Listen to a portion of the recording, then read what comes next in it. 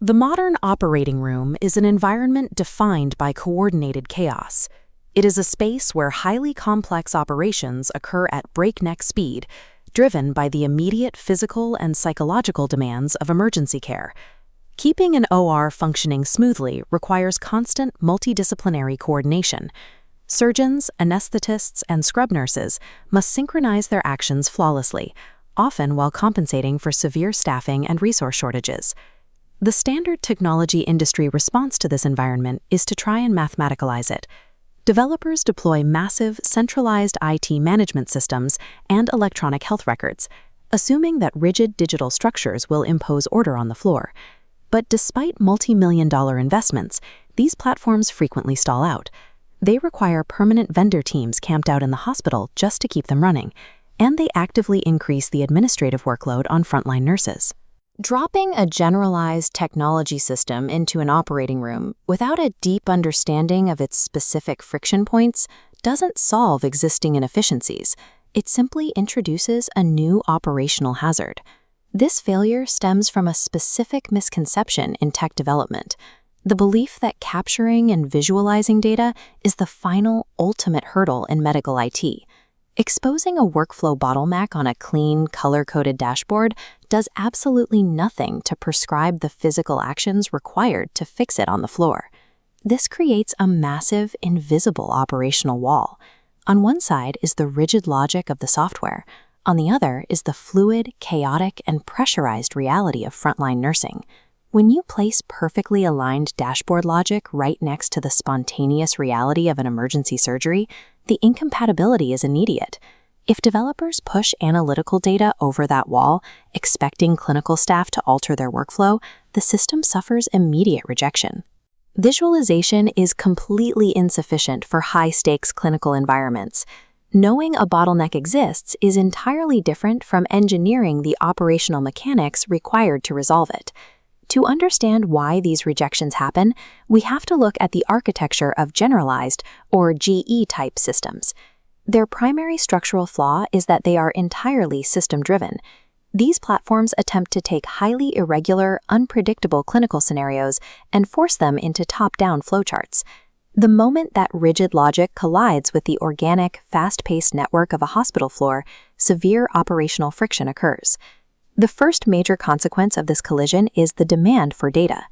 To force the clinical process to fit the software's parameters, the system requires vast amounts of manual input from the users. Highly skilled surgical nurses are suddenly required to spend significant portions of their shifts interacting with drop-down menus and confirmation screens, acting as glorified data entry clerks. The implementation process has effectively created a new layer of administrative bloat, work generated purely for the sake of the system itself. Every minute a nurse spends feeding a system-driven workflow is a minute directly stripped away from frontline patient care. There is also a profound cultural element to this friction. In Japanese hospitals, nursing heavily relies on tacit knowledge, the unwritten, decentralized, on-the-ground decision-making required during fluid emergencies. A rigid software architecture does not recognize or accommodate this localized discretion. It enforces uniform compliance, which structurally invalidates the expertise the nursing staff relies on. This mismatch generates a massive psychological barrier. When frontline workers feel the technology overrides their professional reality rather than supporting it, adoption on the hospital floor stalls completely. The operational fallout of this stalled adoption is vendor dependency. Because staff cannot intuitively use the system, the hospital is locked into a permanent tether with the software creators.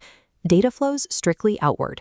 The institution becomes paralyzed, requiring continuous, expensive external intervention from vendors just to maintain daily operations. An IT system that cannot be autonomously operated and maintained by the clinical frontline is not a functional tool. It is a failed implementation. To escape this cycle of dependency and administrative bloat, the generalized model must be discarded entirely in favor of a rigorously engineered alternative. We must move past passive data visualization and implement what is known as behavioral change design. The anatomy of this design takes a raw data point and expands it into a highly specific operational sequence. First, the system must explicitly identify who needs to take action and precisely when it must occur. Next, it must define exactly what specific task requires improvement and detail exactly how the staff should execute that adjustment under pressure. While a dashboard passively flags that an error has occurred, behavioral change design actively engineers the exact human steps required to resolve it right there on the floor. Building a behavioral change system capable of surviving the specific pressures of the operating room requires a few strict structural parameters. The first requirement is hyper-specialization. The software must be built exclusively for the surgical environment, deliberately stripping away all the generalized functions required by the rest of the hospital. The second requirement is interface focus. The user experience must be built entirely around the continuous, intuitive workflows of the frontline nursing staff, rather than the data-gathering goals of back-office administrators.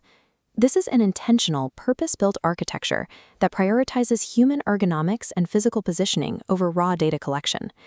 By aligning perfectly with how the nurses already move and think, this specialized design removes the psychological friction that typically causes staff to abandon new digital tools. In the extreme constraints of an operating room, software specialization is not a luxury feature, it is a core prerequisite for adoption. All of these structural choices serve a single ultimate metric for clinical IT success: hospital autonomy.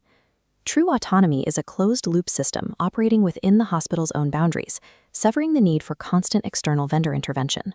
Within this loop, frontline staff generate insights and adapt workflows independently, scaling efficiency without waiting for outside permission.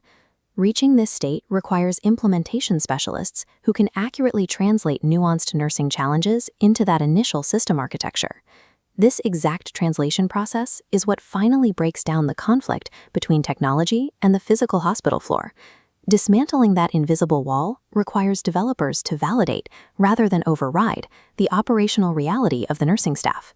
Medical IT will only transform healthcare when it stops trying to push raw data and starts engineering behavioral change with a profound respect for clinical reality.